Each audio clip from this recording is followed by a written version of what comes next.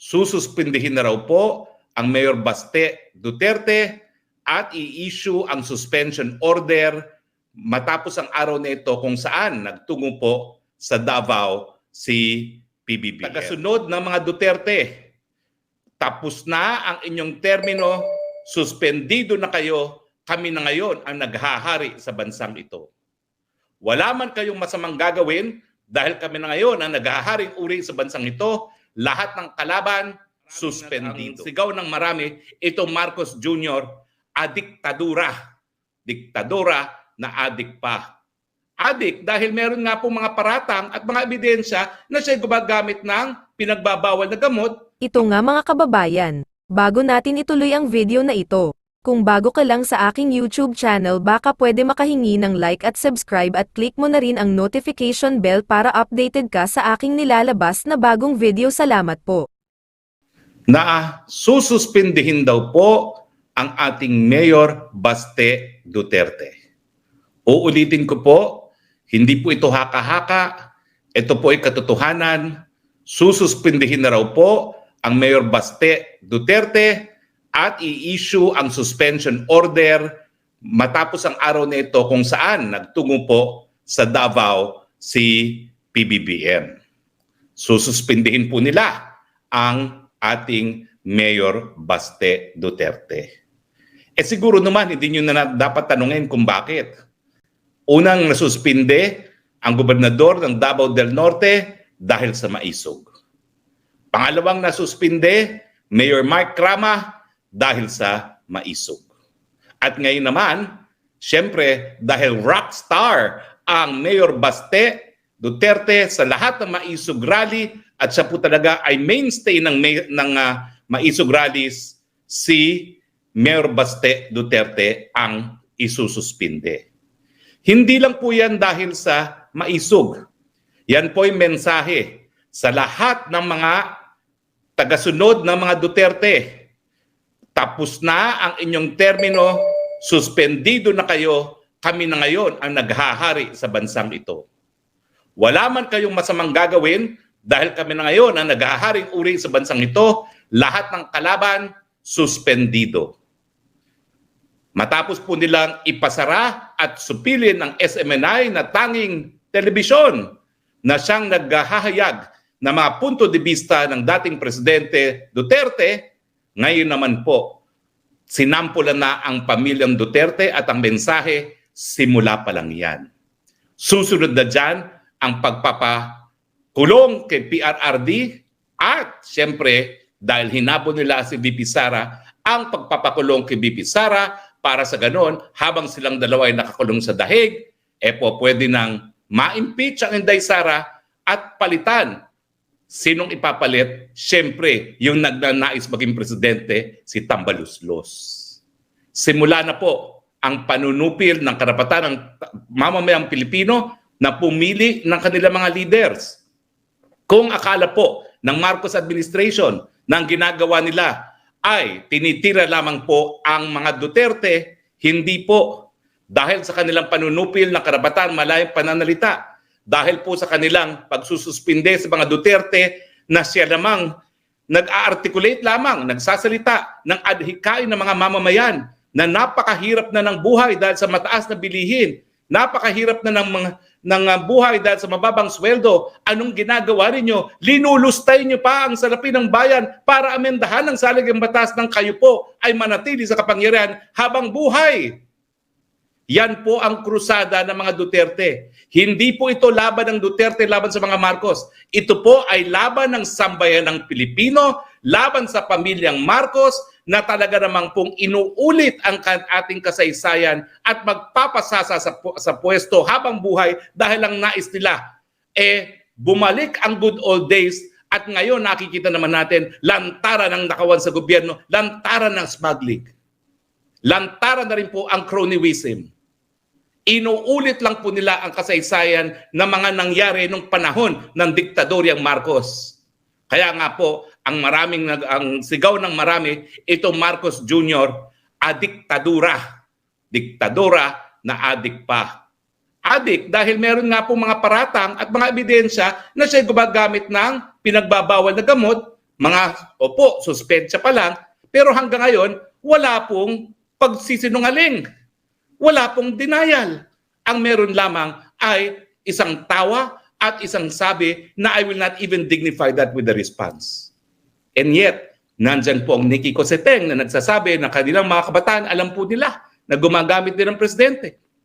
Nandyan po ang Pidea Leaks na meron palang confidential informant na nakita at meron mga larawan na gumagamit ng pinagbabawal na gamot. Hindi lang po talaga korupsyon ang problema sa Marcos Jr. gaya na naging problema kay Marcos Sr. Hindi lang po cronyism ang problema sa Marcos Jr. gaya na naging problema ng Marcos Sr. Meron pa pong isa, yung suspecha ng marami na siya po ay adik.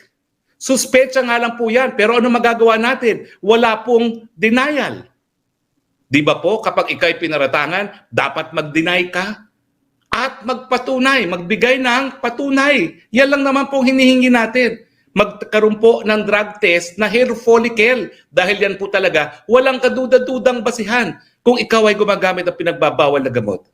Kaya nga po, bukod pa sa korupsyon, bukod pa sa pag-abuso sa kapangyarihan, bukod pa doon sa panunupil ng karapatan, bukod pa doon sa pagbabagoy sa ating saligang batas. Ngayon po, nandiyan pa ang pagdududa na baka wala siya sa tamang isipin na kinakalad ka tayo sa gera kung saan napakadaming Pilipino po pwedeng mamatay dahil ang gera po ngayon hindi na po barel at bala lamang, nuclear na. Lalong-lalo na pinayagan ng Marcos Jr. ang pagdideploy ng mid-range missile launchers na naging dahilan kung bakit kamuntik nang magkaroon ng nuclear war sa panig ng Amerika at ng Cuba. Ang tanong, mga kababayan kong Pilipino, ano pong gagawin natin? Uulitin ko po, ang pagsuspinde kay Baste Duterte ay hindi lamang po pag-atake sa mga Duterte. Ito po ay atake sa lahat ng mga Pilipino na hindi sasang-ayon sa patakaran ng gobyernong ito po. Ito po ay panunupil sa lahat ng magsasabi na walang basihan ang panunupil ng kalayaan ng malayang pananalita. Ito po ay panggigipit sa lahat ng kinikilalang kalaban ng gobyerno. Hindi na po bale na kung sa isang demokrasya, importante po ang check and balances, ang pagkakaroon ng oposisyon.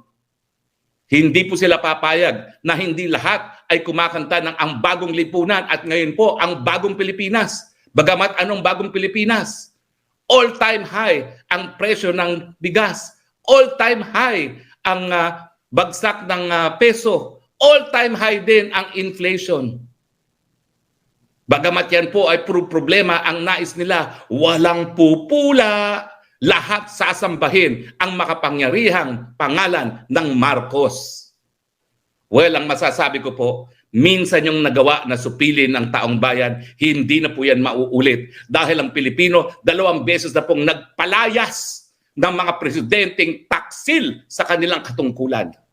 At makakatikim po kayo ng hagupit ng taong bayan dahil hindi na po papayag na masupil muli ang karapatan ng taong bayan, hindi na po mapapayag ang taong bayan na mabaliwala ang soberenya na nakasalalay po sa kamay ng taong bayan at magdidesisyon po sila para kayo po ay gaya na nangyari sa inyong ama, paalisin sa inyong pwesto at sabi ng Korte Suprema po, kapag ang taong bayan na naghusga na palayasin sa pwesto ang mga taksil sa kanilang sinupuang katungkulan ng mga presidente, yan po ay konstitusyonal.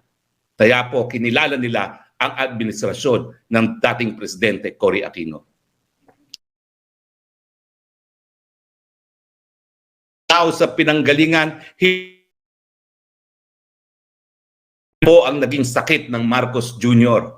Ang buong akala natin, gagamitin niya itong pangalawang pagkakataon na binigay sa kanila ng taong bayan para linisin ang kanilang pangalan. Hindi pala.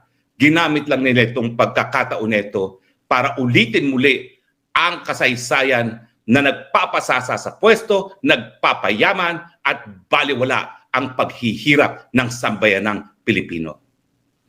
Nananawagan po ko sa taong bayan, maghusga na po tayong lahat. Simulan po natin sa pamamagitan ng pagpapahiwatig na tayo po ay maninindigan sa ating karapatan para sisantahin ang presidente na hindi na po tapat sa kanyang sinumpaang katungkulan. Gagawin po natin to sa mapayapang mga pamamaraan. Tuwing alas 6 ng gabi, tayo po ay magsindi ng kandila sa labas ng ating mga tahanan. Sabihin po natin sa ating mga kapitbahay, magsindi po tayo lahat ng kandila ng alas 6 nang ang buong bayan po ng pagsapit ng dilim ay magkaroon po ng liwanag.